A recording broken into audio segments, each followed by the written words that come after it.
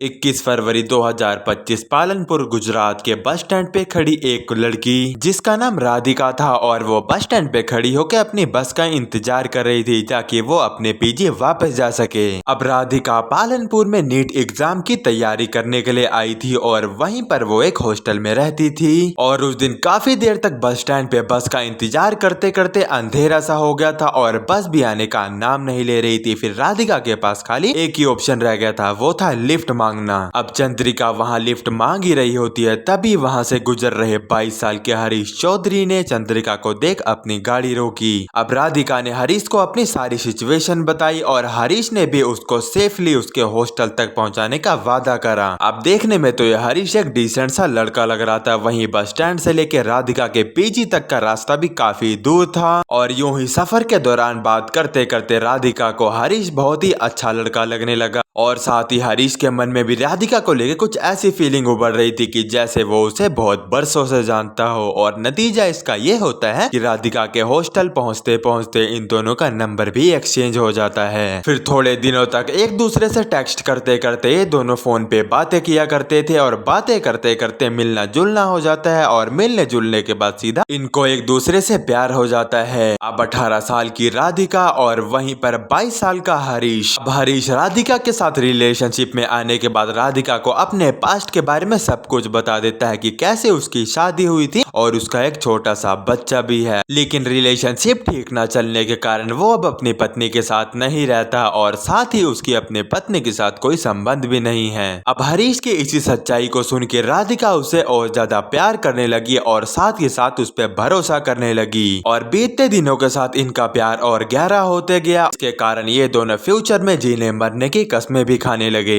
अब राधिका दिन भर नीट एग्जाम की तैयारी करती और शाम को फ्री टाइम पे वो हरीश के साथ घूमने चली जाती। लेकिन फिर एक दाव ऐसा आता है जिसमें चंद्रिका का पूरा साम्राज्य बिखर जाता है। 3 जून 2025 को राधिका का परिवार बहुत ज्यादा परेशान हो जाता है और गुजरात के थराद के पुलिस स्टेशन जाते हैं और रोते हुए पुलिस को बताते हैं कि मेरी बेटी कुछ दिनों से मिल नहीं रही है। अब सेंधा भाई पुलिस को ये कहते हैं कि मेरी बेटी राधिका नीट एग्जाम की तैयारी कर रही थी और कुछ दिन पहले उसका नीट का एग्जाम भी था जिसके कारण वो यहीं अपने घर रुकी हुई थी। लेकिन कल शाम 5 बजे वो बाजार के कुछ जरूरी काम के कारण बाहर गई थी, लेकिन अभी तक वो घर वापस नहीं आई। यहाँ पर चंद्रिका का फोन भी नहीं लग रहा है और हमने उसके रिश्तेदारों और उसके करीबी दोस्तों से भी पता कर लिया। इवन यहाँ तक कि वो जहाँ जहाँ घूमने जाती थी, जहाँ पर रहती थी, हम वहाँ भी जाके देखा है, लेकिन हमको चंद्रिका के बारे में कुछ नहीं पता लगा। अब पुलिस किडनैपिंग के शक में तुरंत रिपोर्ट को दर्ज करती है और अपराधियों को ढूंढने में शामिल हो जाती है और वो सबसे पहले चंद्रिका का फोन ट्रैकिंग पे लगाते हैं और पुलिस की इसी फुर्ती के कारण उनको बहुत फायदा भी होता है। और वो फायदा ये था कि 3 दिन बाद यानी कि 6 जून को चंद्रिका का फोन गुजरात के अहमदाबाद में दिखाता है। लेकिन जब तक पुलिस की टीम चंद्रिका के पास पहुंचती, चंद्रिका का फोन अलग अलग लोकेशन पे दिखाई देने लगता है, यानी कि चंद्रिका कहीं ना कहीं ट्रैवल कर रही थी। लेकिन उसके लास्ट लोकेशन फिर राजस्थान में आती है और फिर 12 जून रात के 8 बजे पुलिस की 2 टीम और चंद्रिका का भाई ये सारे मिलकर चंद्रिका के पास राजस्थान के एक रिसोर्ट में जाते हैं, क्योंकि चंद्रिका की लास्ट लोकेशन एक रिसोर्ट में दिखा रही थी और अब उसके मूवमेंट में कोई हलचल भी नहीं हो रही थी। अब पुलिस जैसे ही उस रिसोर्ट में पहुंचती और उस रूम का दरवाजा खोलती है, तब उनको वहां पर चंद्रिका और हरीश एक साथ दिखते हैं। अब जैसे ही चंद्रिका का भाई हीरालाल अपनी बहन को एक लड़के के साथ एक रूम में देखता है, वो गुस्से से आग बबूला हो जाता है। अब हालांकि ये दोनों कानूनी रूप से बालिग थे, लेकिन पुलिस इन दोनों को अलग अलग गाड़ियों में बैठाती है और चंद्रिका को उसके घर भेज देती है। वहीं पर हरीश को थारड पुलिस स्टेशन ले आया जाता है। फिर पुलिस जब हरीश का बैकग्राउंड खंगालती है, तब देखती है कि हरीश के ऊपर तो काफी पहले और भी केसेस दर्ज है, तो इसी के चलते पुलिस हरीश को जेल के अंदर डाल देती है। और अगले दिन केस की सुनवाई में चंद्रिका ये गवाह दे देती है कि मैं अपनी फैमिली के साथ रहना चाहती हूँ, ना कि हरीश के साथ, और इसी चीज को रिकॉर्ड करते हुए कोर्ट इस केस को बंद कर देती है। लेकिन ये केस जितनी ही प्यार और शांति से बंद हुआ था, उतनी ही अशांति से दोबारा खुल जाता है और अब की बार कुछ ऐसा खुलता है जिसको देखने और सुनने के बाद कई जिंदगियां तबाह हो जाती है। और 23 जून 2025 को हरीश जैसे ही जेल में से बेल पे से बाहर आता है, वो सबसे पहले एक केस दर्ज करता है जो कि चंद्रिका की फैमिली के ऊपर होता है। और वो केस ये होता है कि चंद्रिका की फैमिली चंद्रिका के ऊपर कहीं और शादी करने का दबाव डाल रही है और इसी के चलते अगले हफ्ते इन दोनों की कोर्ट में सुनवाई होने वाली थी। 27 जून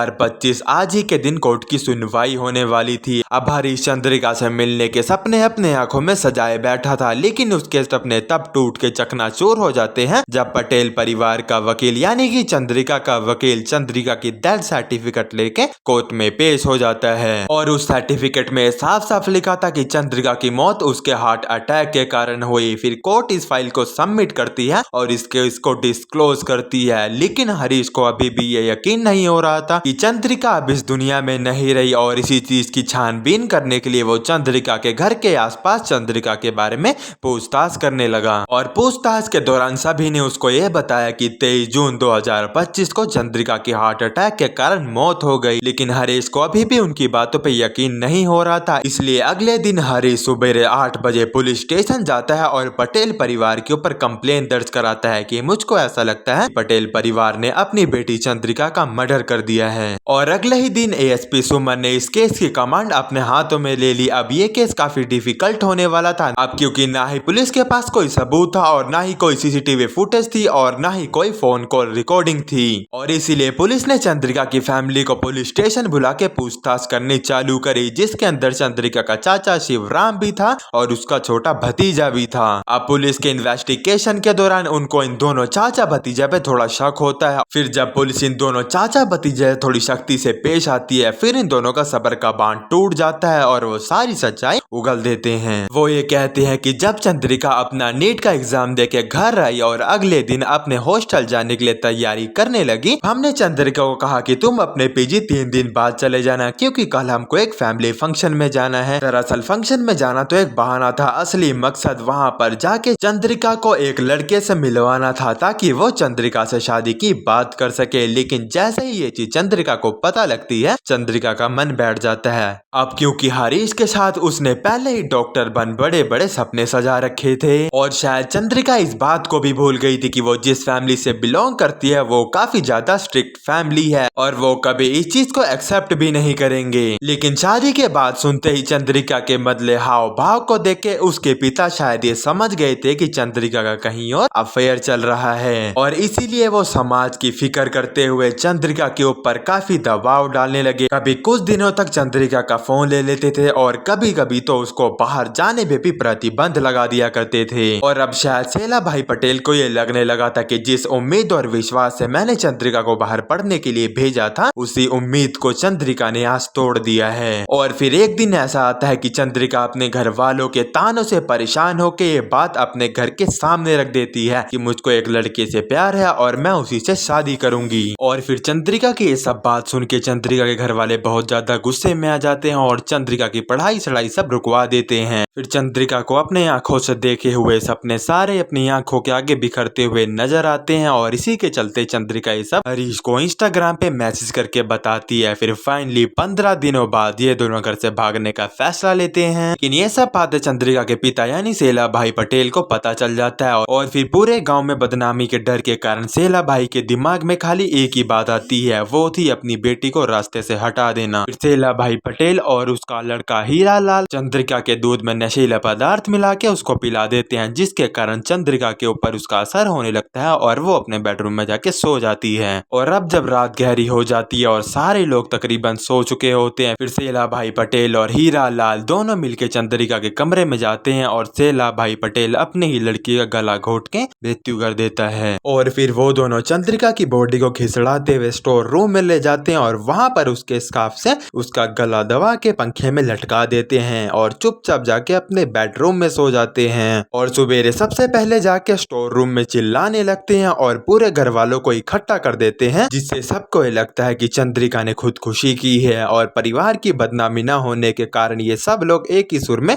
यही बात बोलते हैं कि चंद्रिका को हार्ट अटैक आया था, जिसकी वजह से उसकी मृत्यु हो गई। और सेला भाई पटेल ने अपने लिंक के चलते उसके फेक डेथ सर्टिफिकेट भी बनवा लिए ताकि किसी को शक ना हो और बॉडी का पोस्टमार्टम भी ना हो। अब चंद्रिका के मौत के पीछे जितनी गलती उसके परिवार की थी, उतनी ही गलती वहाँ की पुलिस की भी थी। तो आपका इस वीडियो में क्या ओपिनियन है कमेंट सेक्शन में जरूर से बताना और अगर चैनल पे नहीं हो तो लाइक सब्सक्राइब शेयर जरूर से करना। तो मिलते हैं एक ऐसे ही दिल दहला देने वाली वीडियो में।